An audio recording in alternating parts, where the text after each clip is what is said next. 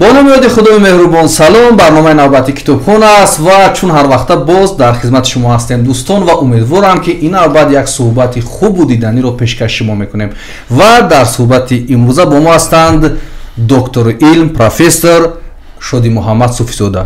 استاد با برنامه خیلی خوش آمدید و تشکر از آن که دعوت را پذیرفتید. سپاس، ممنونم که مرا دعوت کردید. سپاسگزارم از دعوتی، از محبتتان. چه حال احوال دارید در این روزهای بهاری؟ در این روزهای بهاری بد نیست حالم. خوشبختانه مثل همین بهار زیبا زندگی من کمی تغییر دادم. نظام زندگی رو پر حرکتم، پر تلاش هستم.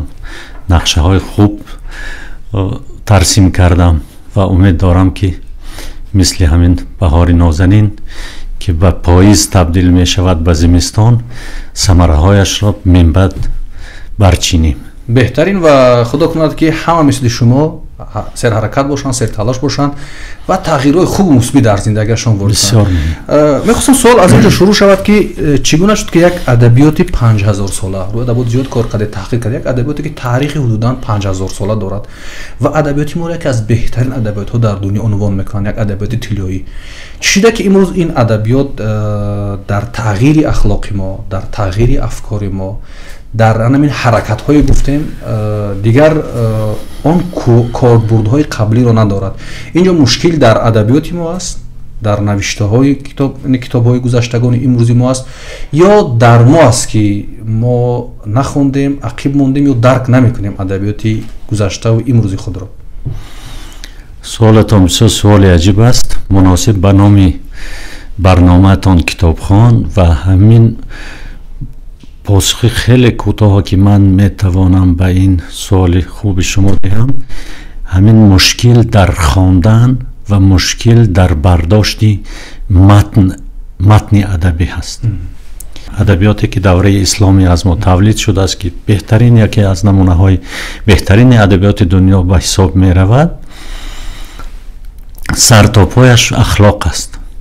دعوت به انسان شدن است، دعوت به خوبی کردن است، دعوت به تغییر پذیرفتن است و پیوسته از این چیزها سخن می رود و متاسفانه جامعه تغییر نمی پذیرد. چرا این گونه می شود؟ زیرا ما از متن‌های ادبی، از متن ادبی برداشت کاملا نادرست داریم، برداشت کاملا خرافاتی داریم، برداشت غیر علمی از متون کلاسیک خودمان داریم. شما میدانید که متن ادبی در مقایسه با متن مقاله روزنامه خیلی فرق میکند. مقاله روزنامه را شما میتوانید با یک خواندن فهمید که از چی صحبت میکند و مضمون مندرجهش چی است.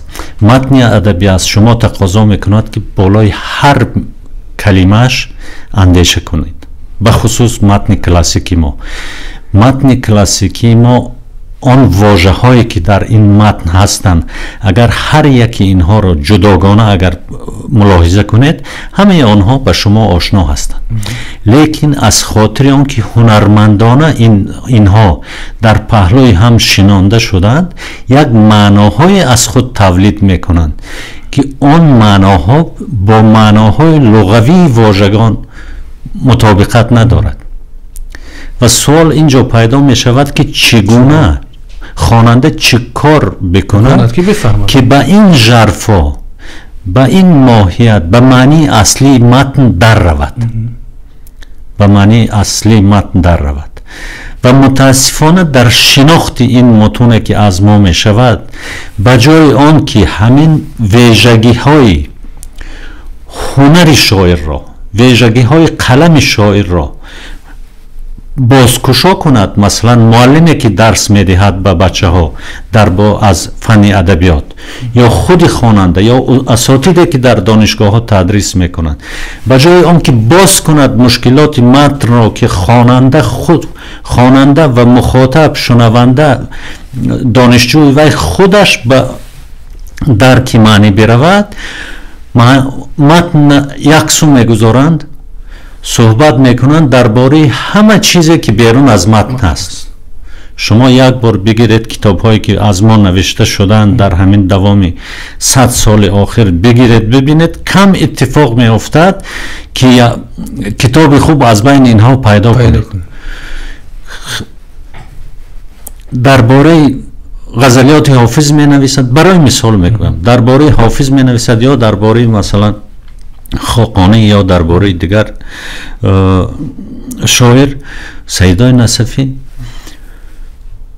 نصف بیشترش درباره روزگار سیدای نصفی است، یک قسم زیادی دیگرش درباره زندگی نامه سیدای نصفی است، حوادث همون روزگار و دوره زندگی همونها، حیات سیاسی اجتماعی یک فرموله شده است، حیات سیاسی اجتماعی دوره زندگی فلانه چیزهایی که اینها مسئله های هستند که علم تاریخ باید اینها رو بررسی کند. در علم تاریخ ما یک بخش داریم، بخش فرهنگی که تاریخ فرهنگی ما رو می آموزد.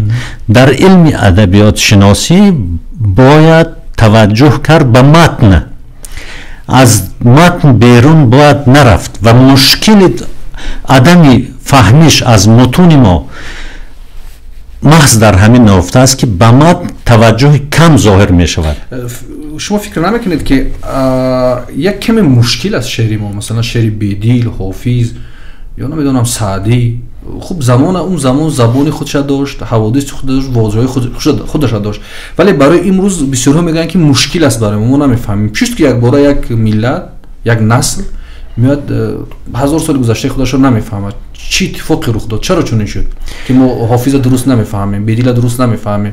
خب مولانا که یکم شاید آسان باشد ولی سعدی و بعضی واژه‌هایی که در اون شعرها هستن نمیفهمیم. به فکر شما استاد چی اتفاق افتاد در این باره؟ متاسفانه منم ببخشند بیننده های شما، نمیخوام به عزت نفس هیچ کس برسم، تمام چیز در به مربی زیر گردون معتبر نتوان شدن. شما ببینید وضع زبان امروزه ما رو، من هر روز گریم میآید وقتی که میشنوم از زبان مردم، زبان رودکی، زبان فردوسی، زبان عمر خیام تا به این درجه به پستی رفته است که حتی دانشمند یک جمله گپ درستی از نظر صرفی و نحوی گپ درست گفته نمیتواند. دانشمندهای بغیر از متخصصان ساحه فیلولوژی، ژورنالیست ها که با متن کار دارند، و ببینید از این علم های دقیق شما یک بار کتاب های درسی را باز کنید ببینید که چگونه نوشته شده است. من بسیار تعجب در حیرت هستم که چگونه اون بچه‌ای که در دانشگاه میخوانند از روی اون کتاب های درسی علم می‌آموزد و فهمیده نمیشه، و همه ابرکادابرا هست و مثل زبان چینی هست، اصلا فهمیده نمیشود.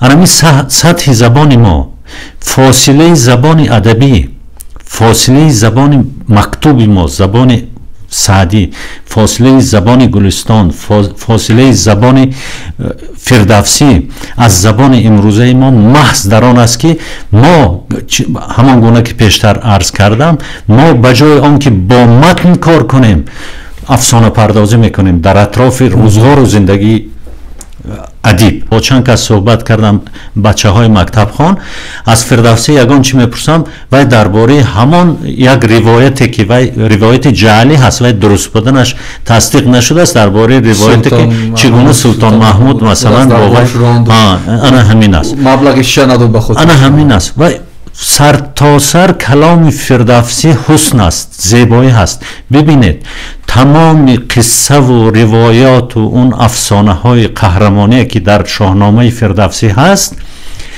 در دیگر منبع های ادبی ما هستند، منبع های ادبی ما. و چرا محض ما از روی شاهنامه با این چی آشنا هستیم، با این تاریخ گذشته ما؟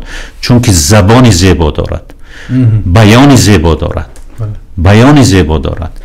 یعنی متاسفانه دور ماندن از متن است. من 11 سال در مکتب میانه خواندم و یک بار هم در یک درس یک غزل تحلیل نشد مثلا درس شروع میشد و میگفتن که رودکی فلان سال تولد شد، فلان سال وفات کرد و این کارو کرد و همین قطعی میشد رودکی جنبه است.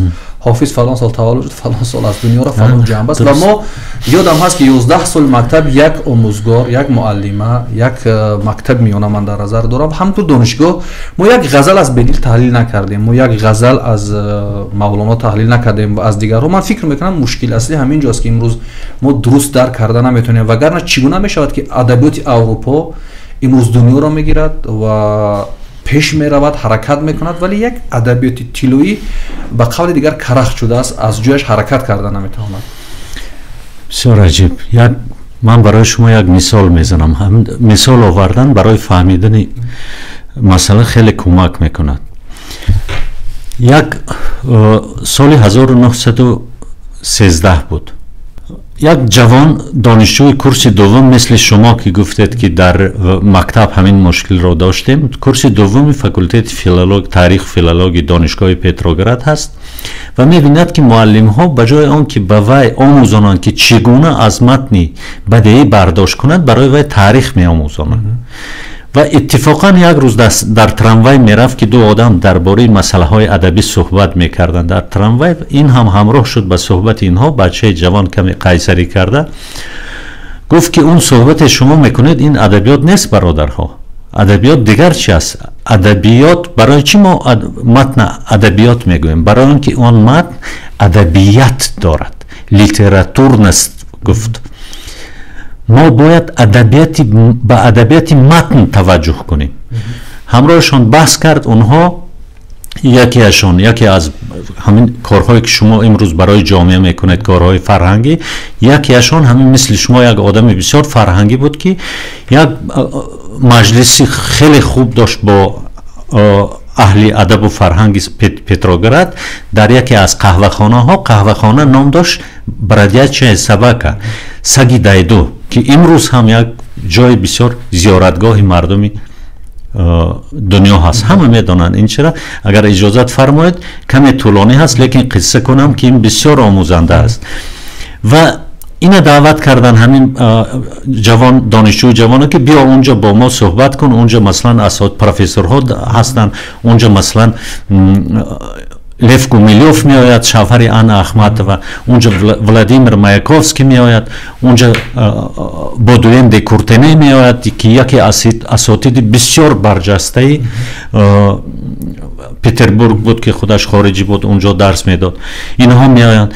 این آمد یک صحبت کرد درباره آینده زبان شعر، درباره فوتوریسم. این یک روند ادبی است که در ایتالیا راه افتاد. بعد از این چیز پیروی خیلی خوب در فرهنگ روسی شد. اون گفت که گوش کنید، گفت همین گپی که من قبلا به شما گفتم، گفت شما زبان رو کشتید، زبان مرده هست. زبانی که ما هر روز تکلم میکنیم زبان مرده هست. زبان رو باید زنده کرد. برای زبان رو زنده کردن تنها از روی متون ادبی، از روی این آثار ادبی می شود زبان را زنده کرد. و چگونه می شود زنده کرد؟ درباره این مثلا همون طرز زنده کردن زبان های واژگان معمولی پیش پا افتاده زبان که هر روز 10 مراتب شما اونها رو گوشتان می شنود، از این گوشتان می براید، اصلا توجه نمی کنید. وقتی که شاعر توسط هنر شاعری خودش از این واژه یک واژه هنری می سازد، شما را تکان می دهد. و انا همین تکان دهندگی ویژه آثار هنری است. انا همین تکان دهندگی هست که زبان رو زنده می کند و انا همین زنده بودن واژگان در متن ادبی هست که توجه ما رو به خودش جلب می کند. اقبال میگوید چون شود اندیشه قوم خراب، ناصریح گردد به دستش سیم ناب، میرد اندر سینه‌اش قلبی سلیم، در نگاه او کجاید مستقیم. پس از این بایدش تطهیر فکر، بعد از این آسان شود تعمیر فکر. устоди донишгоҳ ҳастед ва бо ҷавонон зиёд сару кор мекунед, вазъи имрӯзаи ҷомеаро мебинед. Ба андешаи шумо вазъи китобу китобхонӣ имрӯз чӣ гуна аст ва чӣ гуна тасаввур мекунед ин вазъиятро, ҳамчун як устод, ҳамчун як рӯшанфикр, ҳамчун як нафаре ки умри ин мӯйҳои сарро дар ин самт сафед кардед ва корҳои зиёде кардед? медонед то он ҷое ки ман аслан корманди академия ҳастам. 3 соли охир бо пойфишории дӯстонам ман ба кори тадрис таълим бо саркор гирифтам, бо донишҷӯҳо кор мекунам. ман як чизро мушоҳида кардам: бисёр ҷавонҳои бо лаёқати хуб дорем, бисёр бачаҳои нозанин дорем, фақат аз устод вобаста аст. аз устод вобаста аст. вақте ки шумо барои бача афсона мехонед, ҳар куҷо афсона бошад, ҳеҷ кас бедор нест. вақте шумо барои бача афсона мехонед, вай хоб меравад. вақте шумо барои дар сатҳи имрӯз масалан ба бачаҳо дониш додан, муаллим бояд хеле талош кунад, хеле огоҳ бошад аз он фане ки тадрис мекунад.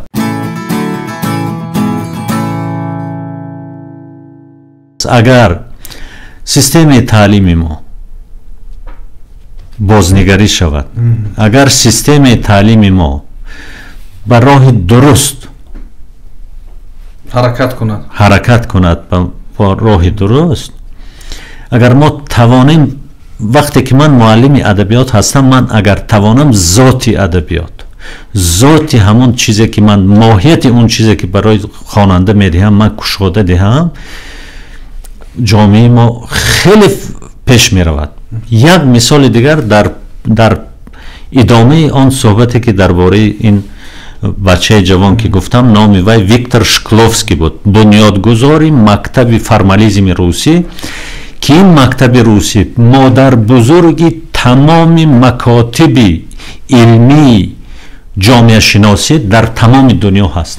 баъд аз ҳамин суҳбате ки бачаи 21 сола кард, дар атроф вай дӯстош ҷамъ шуданд, мисли ин ки дар атрофи шумо дӯстонатон ҷамъ шуданд, ҳамин идеяи ҳаминро пайравӣ карда як мактаби бисёр аҷиб сохтанд. дигаргуна шуд адабиёт, муҳит дигаргуна шуд. аз паси инҳо мактаби сохторшиносӣ, структурализм дар Прага пайдо шуд, дар Фаронса ин идома пайдо кард, дар Амрико пайдо кард, дар Амрико мактаби нақди нафт пайдо шуд, мактаби Роланд Барт мегӯянд, масалан марги муаллиф агар шунида бошед. матни пинҳон аст мактаби Жулия Кристева, ин ҳам пажӯҳандаи француз аст. матни пинҳон, интертекст мегӯем ку мо шумо. матни пинҳон, ин мактабҳои пайдо шуданд, ин равияҳои пайдо шуданд ки дар ин замина ҳамин китоби хеле гуфтед шумо аз мураккаб будани осори бедил, ҳамин осори бедилро, ҳамин ғазали бедилро ончунон агар шумо бо ин чизҳо, бо ин абзорҳо агар шумо мусаллаҳ бошед, бо ин равишҳои таҳқиқ агар мусаллаҳ бошед, шумо ҳамон гуна бозкушо мекунед ки мисли алифбои синфи як метавонед барои худатон ин розу асрори каломи ҳунарии бедилро боз кунед. ҳангоми фаъолият чанд китоб ҳам тарҷума кардед, таҳқиқ кардед, бозгардон кардед. Масалан шайх Маҳмуди Шабистарӣ Гулшани роз, рӯяш хеле кор кардед ва фикр кардед нашри чаро муҳим аст, нашр кардани ҳамин гуна китоб? медонед ман ду мақсад доштам барои нашр кардани ин китоб. аслан Гулшани роз яке аз китобҳое ҳаст ки дар таърихи ирфони мо хеле китоб беназир аст, барои он ки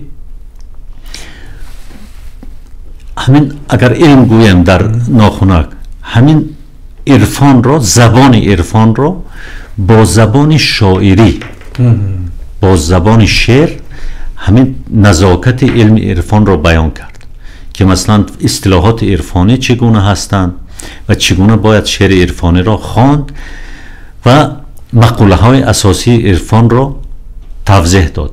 якум чизе ки барои ман муҳим буд ин буд, барои ҳамин ҳар агар шумо дида бошед, ҳар саҳифаи ин китоб поварақҳои хеле сангини бузург дорад, чунки ман хостам ки اینجا شرح ندارد اگر شما مشاهده کرده فقط کلمه ها رو اونجا اینجا فقط کلمه هایی که مرکب هستند من برای خواننده اینها رو شرحشان دادم که اینها این معنا دارند تا خواننده خودش برداشت شخصی کند از متن.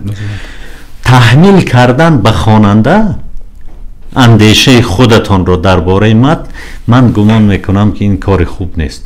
کاری که ما بسیار اتفاق میافتد در جامعه ما، سر یک مثلا یک بیت حافظ یا بیدل هر روز در صحیفه های روزنامه و مجله های ما بحث است. چرا حافظ مثلا حافظ یک پدر شعر بزرگ فارسی چرا نخستین بیت دیوان حافظ عربی هست؟ چرا عربی هست؟ هر کدامشون بحث. این یک کس میگوید این مؤلف یزید است، یزید است شاعر عرب. یک کس میگوید که نه این خیلی نیست، ما اصلا در زبان ما در سنت ما همین خیلی بیت ها شاعرها میسرودن. یعنی یک چیزهایی که در اطراف هست درباره خودی همین چیز معنا مفهوم اصلا چیز حرف نیست. اینو ببینید. همین فرمالیزم روسی گفتم یکی از پرینسیپ های بسیار عجیبشون آشنایی زدایی هست. آشنایی زدایی کردن یعنی همین چیزی که برای من و شما بسیار آشنا هست همین پیش من ایستاده بود، از خاطر اون که شما این رو هر روز میبینید، شما این ندیدید. برای اون که شما این رو بینید من در این یگان چیزی دیگر میپیچم یا داخلش گل میگذارم، یگان کاری میکنم که فوق‌العاده باشد، مثل همه روزه نباشد و همون لحظه توجه شما را این به خودش جلب میکنه. و همین در انتخاب کردن همین بیت مثلا ببینید در آن دوره زبان عربی زبان قدسی هستند، زبان قدسی است. زبان عربی زبان قدسی یک خاصیت دارد. همین زبان قرآن هم برای ما مردم عجم یک خاصیت دارد که ما را این خیلی تکان میدهد از خاطر آن که ما وی نمیفهمیم. هر چیزی را که شما نمیفهمید توجه شما را بیشتر به خودتان جلب میکند. توجه جلب کردن اگر از نظر هنری بگیرید همین بیت، اگر هنر از همین غزل از هنر از نظر هنری گیرید، مثلا دیگر غزل های حافظ که به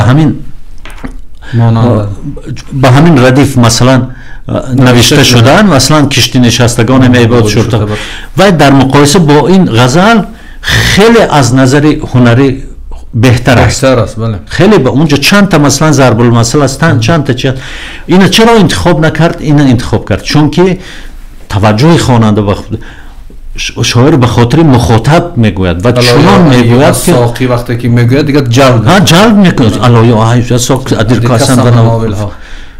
ببینید این چیزها است. برای همین همیشه پژوهشگر، همیشه آدمی که به متن مراجعت میکند به همین چیزها توجه کند و اون شرح و تعبیری که میشود مثلا از گلشن راست شما برای خودتان میکنید، اون وای پرابلم خودتان است. عین القضات همدانه گفته است که شعر مثل آینه هست، شما بران می‌نگرید و در آن چی را میبینید که در خود شماست. شعر همین گونه است. برای همین مهم همین گونه بها میدن شعر حافظ رو، میگن شعر حافظ هم مثل آینه است، هر کس در اون خودش همین است و هر کس فهمیشو در خودش دارد. حافظ یک فهمیش من برای یک نفر دیگر حتمی باشد، اون بود درباره همون غزل فهمیش خودش دارد یا یک نفر دیگر. حافظ یک بیت دارد: من این حروف نوشتم چنان که غیر نداند، تو هم زیروی کرامت چنان بخوان که تو دانی. ببینید خودش تاکید میکند که لطفاً من همین خیلی نوشتم که فقط برای خود دیگه من یک نیاز داشتم که به همین اندیشه‌ام رو بیان کردم، تو هم لطفاً بخوان چه همان گونه که به تو کمک میکند. و اینجا کتاب دیگر است، می در ادبیات فارسی تاجیکی. همین خیلی یک موضوع خیلی بحثی است. مثلا می در آثار چی خیام، چی سعدی، چی دیگرها و تعبیل های شرحی زیاد دارن. واسه من این کتاب رو نخوندم استاد، من بار اول دیدم و دیدم که یک چنین تحقیق هم در این زمینه صورت گرفته است از جانب شما. چرا رو وارد به این موضوع و تحقیق کردید می رو در ادبیات فارسی تاجیکی؟ چی ضرورت داشت؟ اصلا من درباره می از سال 983 مشغول هستم. من رساله نامزدی که حمایه کردم سال 90 من در مسکو حمایه کردم در موضوع ساقینامه ها در ادبیات فارسی بود. ساقینامه ها که یکی از چیزهای تصویرهای اساسشان می و ساقی و باده و دیگر این چیزها هست. دقت من رو خیلی به خود جلب کرد و از خاطر آن که در محدوده کار نامزدی نمیشد که مسئله هایی که من میخواستم بررسی کنم در اونجا جای داد، من این کار ادامه دادم و این کتاب نتیجه کار دکتری من است. این رساله دکتریم بود که دفاع شد و برای چی من این به این کار دست زدم؟ چون خیلی یک چیز است که معما برانگیز است. معما از یک طرف بعضی ها میگویند که وقتی ما کتاب تو رو خواندیم ما گمان میکردیم که همین آدم چی میتوانسته باشد گوید درباره می و باده. وقتی که ما باز کردیم اینجا چگونه قدر مسئله های بزرگی هست که اصلا همین مقوله می بسیار عجیب است. بسیار عجابتش در این است که اصلا ذات ادبیات تجسم زندگی واقعی انسان است. ادبیات همین ارسطو هم گفته بود که ادبیات مثلا این انعکاسی زندگی واقعی انسان است. من گفت بسیار افسوس میخورم که بعد از هومر ادبیات یونانی از بین رفت. با آمدن صفا و سوفوکل و اینها ادبیات یونانی درونی شد. مثل اینکه در ادبیات ما بعد از سبک خراسانی با آمدن مثلا شعر عرفانی شعر ما باطنی شد و اون مثلا حسن و نزاکت و اون تلاش و مثلا انسان سازی هایی که در سبک خراسانی مثلا یک شعر زنده بود متاسفانه از بین رفت. گرچند که در اینجا هم هست همین چیزها، لیکن به زبان دیگر بیان شده است که اونها رو باز کردنش خیلی برای ما مشکل آفرید من بعد. و همین واژه می ببینید در سنتی، اگر سنتی من این تاریخ می را آغاز کردم از روزهای اولی که انسان به اندیشیدن شروع کرد. انسان با هم زندگی شروع کرد. مثلا اصلا انسان در ذات خودش شادخوار است. اصلا انسان همیشه تلاش میکند که شاد زندگی کند.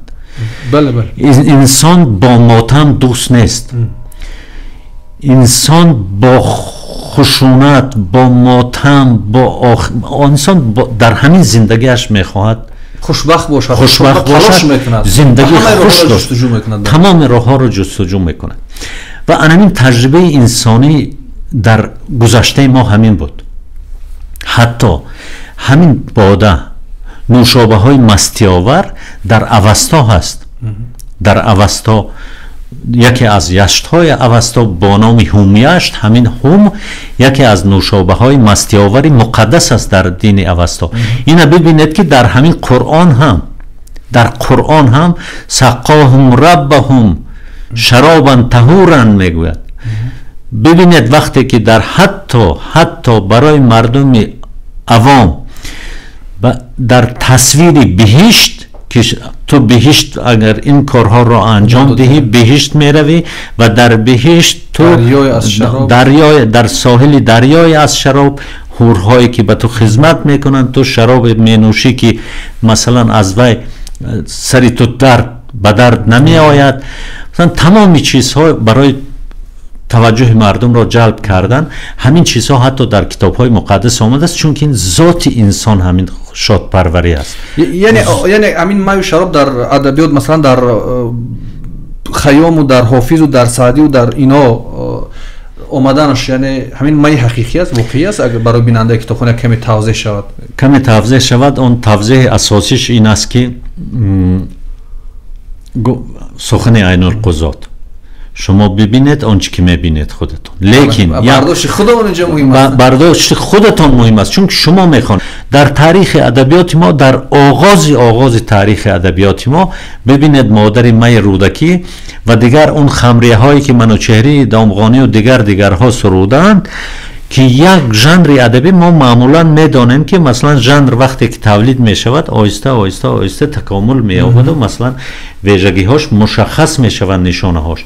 این ژانر مثلا با شعر شراب میگوییم ما، شعر شراب، شعر باده، یک باره در یک شکل خیلی تکامل یافته و خوب مثلا با وجود آمد که آدم تعجب میکند که چرا این گونه، چون که این تجربه های سرودن همین چیزها در سنت های گذشته مردمی ما بود. موضوع خیلی گسترده است و من فکر میکنم که یک صحبت الهیده باید سریع انجام شود، چون یک مسئله بحث برانگیز هم است در ادبیات، چون تحلیل های زیاد می شود از شراب، از می در ادبیات.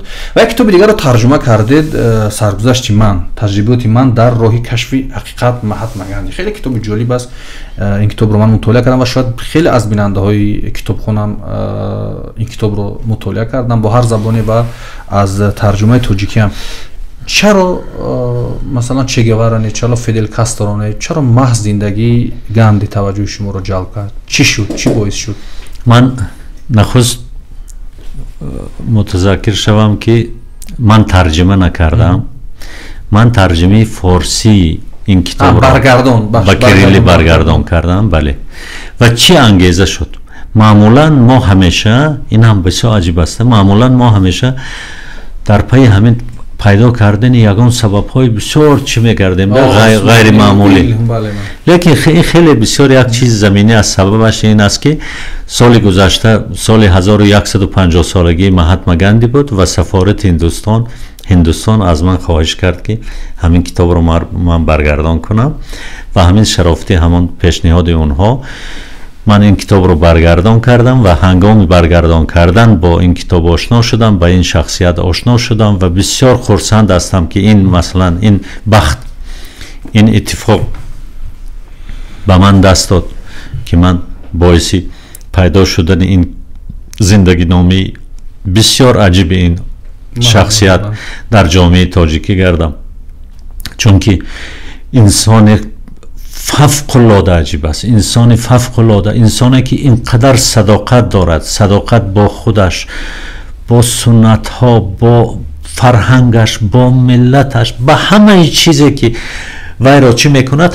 انسانی که اصلا حسی بدبینی در بطنش نیست، اصلا نمیداند بدبینی چی است، اینقدر انسان راست و درست است که وقتی که من برگردان میکردم بسیار آرزو داشتم که از همین کتاب مردم زیادتر مطالعه کنند، زیادتر فرزنداشان هدایت کنند که از همین تجربه زندگی همین پیامد دارد به جامعه ما، به جامعه امروزی ما همین کتاب تجربیات مهاتما گاندی به جامعه فعلی تاجیکستان؟ یکی از چیز مهم این است که خشونت را از اندیشه شما بیرون میکنه. یعنی شما درک میکنید که بدون یگان سلاح، بدون یگان نیروی فوق‌العاده، بدون موشک های کلان شما می توانید هر گونه مشکل را حل کنید، هر گونه تغییرات را وارد هر گونه تغییرات را وارد متن جامعه کنید. اینو ببینید، فلسفه که این ایجاد کرد در فلسفه اجتماعی بشری بی‌نظیر هست. نامش هم هست مبارزه بدون خشونت. که ما نیاز داریم امروز با این. یعنی اینو ببینید، مبارزه چخیل مثلا من و شما مبارزه میکنیم و با یکدیگر خشونت نداشته باشیم. می شود که من و شما برادر باشیم لیکن مبارزه بریم برای یک چیزی که برای یک حقیقت دریافتن، برای تغییرات بدون خشونت مبارزه بریم. و همین چیز راه اندازی کرد مهاتما گاندی، به یگان استفاده سلاح انگلیس ها را برآورد از هندوستان و صاحب و چقدر سنت ها را تغییر داد در هندوستان، چقدر روند معارف را تغییر داد، روزنامه چاپ کنی مثلا تمامی مثلا سنت های قدیمی زندگی مردم، مثلا این چیز بافی، صوف بافی ها، مثلا این یک مردم کرباس بافی ها، میلیون ها یعنی میلیون ها جمعیت غلام بود اون دوره. تفکر غلامی را از فکر این مردم بیرون برآورد این کتاب و درست میگه که برای جامعه ما خیلی ضروری است. اینو ببینید، اصلا فکر میکنید این گفت که همون دستگاه های رساندگی شخصی است که یک کس همون عکسش هم هر کجا میبینید، گفت که همین دستگاه ها رو پیدا کنه در دهاتیت، زنهایی که بیکار هستند رسند، برسند و کرباس بافند و به ملت گفت که گوش کن ملت، تو تا اون چیزهای نیک و پیک و اون چیزهای خارجی و انگلیسی خریدن، کرباس خرید. همین نشانه کرباس پوشیدن نشانه از عشق شما به وطن است. از عشق چیزی انتزاعی ابسترکتی نسازید. انا عشق در این هر قدم ظاهر می شود. شما از این خرید، از اینها پوشید که این بازار این چیزها چرخد، مردم مشغول شود. در زمینه این سنت ها اگر این زیاد کاوش کنید، یک چیزهای نهفته هست که عظیم‌ترین تغییرات ها با بله در هندوستان. ما مثلا وقتی که میخواهیم که در زندگی ما تغییرات درآوریم، یک شعارهای میاندازیم، مثلا چی میکنیم که اصلا واقعیت ندارم به زندگی. از همین چیزهای خرد و ریزه باید شروع کرد، از چیزهای خرد و ریزه. هدف برنامه کتابخانه همین است که ما شروع از مطالعه، شروع از خواندن، شروع از اندیشه کردن، یک تغییرات های مثبت را برای جامعه راه اندازی کنیم تا سطح بیسوادی کمتر شود، سطح مهاجرت اجباری کمتر شود و همدیگر فهمی رشد در جامعه. همون خونه گفتیم که ظلم و خشونت اینها نباشند و جامعه سالم شود. برای شخصی خودتون چی گرفتید از این کتاب، از کتاب مهاتما گاندی؟ یعنی چیزی در زندگی خودتون تغییرات وارد کردید؟ برای من گفتم که من باید یک چیزایی در من هست که باید اصلاح شوند. من بسیار چیزهای دارم که نیاز به اصلاح شدن دارند. من در مقایسه با مهاتما گاندی آدم خیلی خوب نیستم. من باید خوب شوم. فکر میکنید تغییرات به سن سال وابستگی ندارد؟ یعنی از هر سن میتوانیم تغییرات را شروع کنیم؟ ز گهواره تا گور دانش بجوی، این شعار مردم ما هست. بله. جامعه سنتی ما هست. هیچ وقت دور نیست یک چیز به یادم آمد، کدام شیخ، همین شیخ محمود شبستری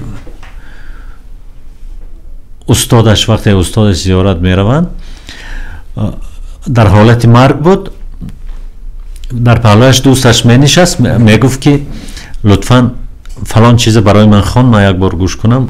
گفتن که ملا آمده است که وی پیش از مرگ چی می خوانند که دعا می خوانند. گفت که ملا آمدن، گفت که ملا انتظار شود من میخوام پیش از مردن فهمم همینه. شما میدانید که لذت فهمیدن چگونه است پیش از مردن؟ فهمیدن تا آدم تا آخرین لحظه مرگش کوشش کند که بفهمد، بداند، بخواند و در پویش و کاوش باشد. این بهترین خلاصه بود برای برنامه کتابخوان. چیزی بود که از شما نپرسیدیم استودیو، چیزی بود که گفتن میخواسته در آخر برنامه، این کامراها در اختیار شما هستند، پیام دارید برای جوانان کشور، برای دانشجویان، برای آنهایی که کتاب میخونند و یا کتاب نمیخونند، و چی دعوتی دارید، چی خلاصه دارید با بیننده های برنامه کتابخوان؟ من بسیار خوشبخت هستم از روزی که من دیدم که این برنامه پیدا شد. از بعضی صحبت متاسفانه من همش دیده نمیتوانم، بعضیشان رو که میبینم خیلی برنامه خوب است و میبینم که در جامعه چگونه در اطراف این برنامه شما صحبت میشود، چگونه تلاش ها از جانب مردم، تلاش ها برای دیگر شدن، برای بیشتر خوندن، بیشتر مثلا دیگر گونه شدن صورت گرفته ایستاده است. بسیار جالب است. من به جوانان کشور ما باور دارم. من باور دارم که آهسته یک بارت همه چیز صورت نمیگیرد. بعد از بهار فصل تابستان است، پاییز است، زمستان است. آهسته من باور دارم که جامعه ما دیگرگونه می شود. با حضور شما، با تلاش های شما، با کوشش های شما جامعه ما دیگرگونه می شود. یک جامعه می شود که انسان معتبر می شود. در جامعه ما انسان جایگاه خوب پیدا می کند و اندیشه، دانش، خواندن و کتاب معتبر می گردد. در بعضی کشورهای اروپا برای سنجیدن سطح زندگی مردم، سطح مثلا رشد اقتصاد، از حساب میکنن که همین تیراژی شمارگان کتابی که در یک سال همین کشور چاپ کرد چقدر است. از روی شمارگان حساب میکنن، مثلا میفهمند که این یک چیز خیلی دقیق است، البته اثبات شده است، خیلی دقیق است که این جامعه مثلا رفت و پیشرفتش چگونه است. من امید دارم که فردا آینده شمارگان کتابی که چاپ میشد مثل مهاتما گاندی 300 دانه چاپ نشود، 200 دانه چاپ نشود، 30,000 چاپ شود مثل دوره شوروی، که مردم سرتاسر از این خوانند و درست خوانند و درست برداشت کنند و درست زندگیشان را سازمان دهند. تشکر زیاد. چی خوش گفت پیامبر راستگو زگوهاره تا بگو دانش بجو. با امید آنکه روز مردم تاجیکستان پرمطالعه ترین سیرخواننده ترین مردم دنیا شوند، اینجا برنامه کتابخانه رو به انجام میرسانیم. خدا نگهبان شما.